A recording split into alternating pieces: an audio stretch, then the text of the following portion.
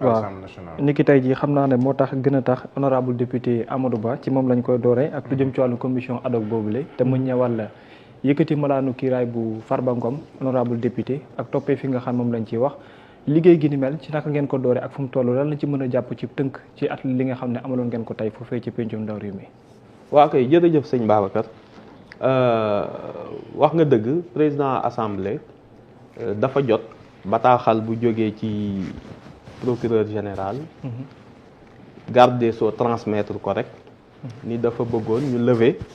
immunité parlementaire u honorable député Mouhamadou Ngom di Farba waaw li nga xamante ni moom lañ ci mën a jàpp mooy bi mu ko waxee waaw li procédure bi wax ndax affaire immunité constitution daf cee ñëw article 61 am lu mu ci wax règlement intérieur assemblée wax nan lañ ko war a doxale d'accord suñ ko yónnee biñ ko yónnee président réunir na bureau bi nga xam ni Aïssata Tall Sall présidente commission ci la bokk nga présidente groupe parlementaire bu Takku Wallu ñu waxtaane mu jébbal ko ni lii lañ ma jox li nga xam ni nag moom la yoon wax mooy règlement intérieur wax ko mooy bu boobaa dañuy dem constituer benn commission ad hoc commission boo xam ni fukki député ak benn lañ juróom-ñeent yi ndax selon poids chaque groupe parlementaire noonu lañ lay représenté Pastef am 9 députés yu fa ko teewal ak Takku Wallu am benn non inscrit yi am benn muy fukki député ak benn ñooñu la ñu taxawal tey doon ko voté ñoom ñooy ñi nga xam ni kese ñoom ñooy saytu demande boobu procureur général def te procureur u CENTIF procureur u parquet financier yabal ko jolli ko léegi nag tey ñoom lañ doon voté démb lañ leen désigné ku nekk désigné ci sa membre tey nag ñoom lañ doon installé résolution bi visait à les installer léegi nag commission ad hoc boobu moom la ñuy jébbal dossier yi ñu xool lan la ñuy reprocher au député Farba Ngom l'honorable député ñoom kese ñoo war a am pièces yi ndax il faut savoir que secret instruction c'est un principe pénal très important te ñun ni ñu tëggee sax suñu règlement intérieur dafa am ay failles yu bëri yu ci am parce que les membres de la commission ad hoc ils prêtent pas serment ils sont liés ni par le secret ni rien c'est pas écrit mais ci bëgg affaire bi leer wax procédure bi ni ñu ko defee boo gisee ñu adopté ko à l'unanimité maanaam ñoom Takku Wallu ñëpp ñu voté ko mooy wane ni on a respecté vraiment on a tout fait pour respecter àq ak yelleef procédure bi pour le moment jusqu'à la constitution d'accord boo ci amul ci benn problème buñ ci am ndax dañoo ni ñu liggéeyee mooy xool li texte yi wax gis aussi une pratique bu amoon biir assemblée parce que yàgg nañ lever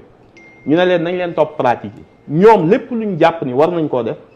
président assemblée bureau bi daal ni amuñu ci benn problème nañ leen ko toppee ni ngeen ko doon defee donte les parfois sax dina xaw a sori tuuti texte yi mais c'est des kii procédural yoo xam ni surabondance la yàqul dara sur le fond parce que fond bi mooy ni ñuy constituer les membres donc loolu lépp ay garantie biñ ko jëlee ci délai biñ ñu ko joxe ak ba ñu def ko déggoo ci kenn critiquer ko parce que on a tenu vraiment à ne pas politiser l'affaire maintenant nag commission boobu moom mooy jël te adopté nañ benn code de conduite boo xam ne ñoom xam nañ ko que ni ñiy liggéey ci dossier bi parce que c'est un dossier boo xam ne ñu ngi koy soog a ubbeeguñ ko sax parce que dañuy xaar ñu lever immunité bi pour sax ñu soog a entendre le député Farba Ngom même ñoom entendre guñ ko donc pièces yooyu ñu leen jox mun ñu koo ñëw di ko distribuer député yëpp kon heure bii di ngeen xam li ci mbedd mi ñëpp xam li ci ne moo tax même ñooñu les membres consultation sur place la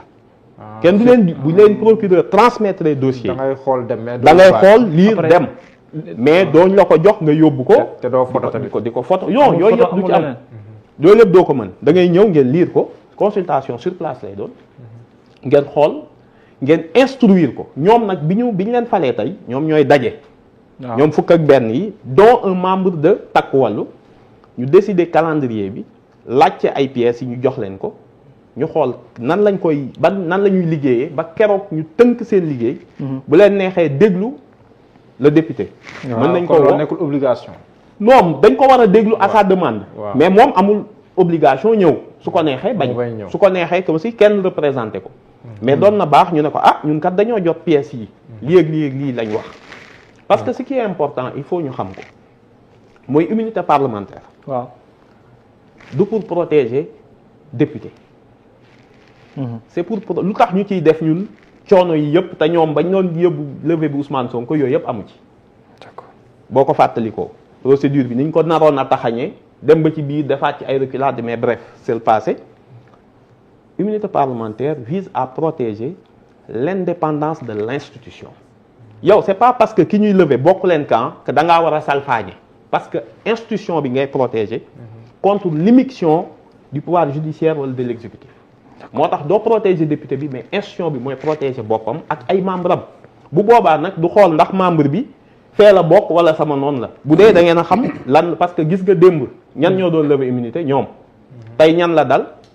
et cetera donc da ngay bañ jurisprudence di am moo tax bu ñu koy def il faut ñu saytu ko ñooñu nag jël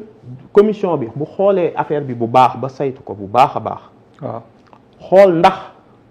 lii ñu koy xaw a reprocher yanu na maanaa c'est très important ñu xam la commission ad hoc ni muy liggéeyee dañuy instruire xool dossier bi xool li ñu koy war a reprocher ndax yanu na maanaa wala yanuwul maanaa ndax am na corrélation entre nit ki li mu def est-ce que indil nañ leen loo xam ni di nga ni waaw lii day xaw naa niru kon mën naa leeral xaw naa niru waaw ndax buñ ne Mouhamed yaa ngi woon ci salle bi loolu lañ lay reprocher ñu ne la est-ce que am ngeen preuve bu wane ni mu ngi fii toog ñu ne déedéet daa am diw ak diw ñaan naan la non dem leen enquête ba xam ndax mu ngi fi kon pour le moment duñ lever moo tax ce qui est important pour la suite ñu xam ko mooy commission bi day liggéey dëggantaan xool su paree bind rapport. day am app wala amul app moom mooy jël. non normalement y a un délai raisonnable quand même parce que bu ñuy jël commission temporaire yi d'habitude 6 mois lañ daan am mais lii bokkul demande la boo xam ni du jógewul ci assemblée justice moo ko laaj. waaw mënoo leen cee def du dilatoire parce que dossier yu mel nii. boo ko tardelee mën na am ñoo xam ni complice yi dinañ dem wala ñu nëbb ay preuves wala ñu détruire ay preuves est-ce que xam nga loolu moo tax c'est extrêmement important pour ngeen saytu ko mais dans des délais très raisonnables parce que ci judiciaire bi la jóge loolu nag buñ ko saytoo ñoom ba gis ni moo tax ñu war ko entendre. waaw ñu war ko entendre buñ ko dégloo ba pare ak liñ bind bu ñu gisee ni vraiment kii lii mu wax ak ñii liñ ko bindal c'est totalement xëy na sax dañoo juum ci nit ki nga mën ni procureur est-ce que doo ñu yónnee waat lii élément et cetera y a un dialogue qui se fait entre commission bi bëgg a xam bu dee nag élément yi ñu ko jox suffisant na ñu woo kooku mu ñëw toog wax dëgg yàlla waxul loo xam ni ñoom jugé wuñu de ñoom jugé wuñu dañuy xool ndax li ñuy jiiñ député bi selon les circonstances maanaam am na corrélation entre les faits ak sa personne. waaw est-ce que xam nga li ma la wax. waxuñu ndax par exemple je donne exemple rek bu ñu nee compte bi dafa am xaalis le fait que xaalis bi ci dugg lew na wala lewul kooku du ñoom député yi ñoo commission ad hoc lijjantiw ko. xam nga lu muy xool. ndax compte bi yaa ko moom wala ku la jege moo ko moom. ñu ne kon y a un lien léegi nag ndax dëgg la xaalis bi ci nekk baax na ak baaxul. loolu cëru justice. loolu justice moo ko mais au moins vérifier nañ ba xam ni wax dëgg yàlla banque bii ñuy wax kat ni yaa fa amul compte est-ce que compte bi sa bos la wala yow xamoo sax borom et cetera y a ce minimum rek lañ ci soxla du lépp parce que lépp kenn du ko mënu ko wax à partir de là ñoom ñu bind seen rapport. wax lan la ñuy def ñoom lu ñu recommander. waaw dañoo recommander ñu lever wala ñu bañ koo lever. suñu recommandé ñu lever ko ak ñu bañ koo lever yépp c'est à maintenant la plénière ñu soog a convoqué waat nag plénière foofu débat yi génn buñ paree ñu voté waaw lever immunité bi wala déet. lii mooy la procédure expliqué nga sànq lu jëm ci wàllum bu teewee liñ ko war a laaj yooyu su teewul nag lan moo nekkee inconvénient bi. non dara parce que nee naa la c'est pas le député qu'on protège immunité c'est pas pour protéger en soi bien sûr le bénéficiaire c'est le député mais c'est en quoi l'institution moo dul nangu dans un monde parfait da nga koy xalaat ni. waaw jàppal ni bu doon pouvoir exécutif amul majorité assemblée. est-ce que xam nga li ma la mu xam ni par exemple yenn loi bu ñu koy voté man su ma jàppoon ci ñii seen ñaari député kat finalement man maay am majorité wala loi bi dina jàll ma ni xaaral ma jàpp ñaar ñi pour n'importe quoi yóbbu moo tax man la c'est l'institution mooy protéger son indépendance député bi da koy bénéficier wu te degré yi sax bokkul xëy na bëgguma guddal trop mais pour expliquer immunité dafa bëri ñetti façon quasiment moo am waaw mën nga nu ko leeral si pour ñu comprendre ko bien waaw bi ci njëkk mooy l'irresponsabilité irresponsabilité mooy article bi 61 alinéa 1 dafa ni aucun membre de l'Assemblée kenn mënu ko topp kenn mënu ko juger waxul sax kenn mënu ko rechercher kenn mënu ko poursuivre kenn mënu ko arrêter kenn mënu ko juger kenn mënu ko condamner presque 5 verbes la à l'occasion des votes et opinions émises maanaam ci liggéeyam biir assemblée ndax voté na lii voté naa contre gouvernement bi mënoo ko cee topp wala wax na nangam ci hémicycle bi lu ko neex mën na koo wax loolu c'est l'irresponsabilité c'est l'immunité absolue kenn mënu ko topp ci vote bu mu def wala ci cadre wala tey mu ngi mel ni ay député ni dañuy def commission d'enquête pour enquête ci président daal di mer ni da leen di topp déedéet tant que liggéeyu assemblée la c'est lié à la fonction loolu la ñuy woowee irresponsabilité d'accord beneen bi nag mooy su defee dara loolu la ñuy wax inviolabilité mooy bu dee dafa nekk en session wala nekkuñu en session waaw xam nga session bi c'est de mois d'octobre au mois de juin waaw période boobu bu ñu nekkee session ñaar rek lañ ko mënatul def xam nga fee 5 verbes la woon waaw fii dañ ni mënoo ko rechercher mënoo ko arrêter rechercher arrêter mais waxuñu entendre de en principe mën nañ la entendre comprendre nga suñu nekkul en session benn verbe la désormais mooy mënuñu la arrêter mais mën nañ la entendre mën nañ la poursuivre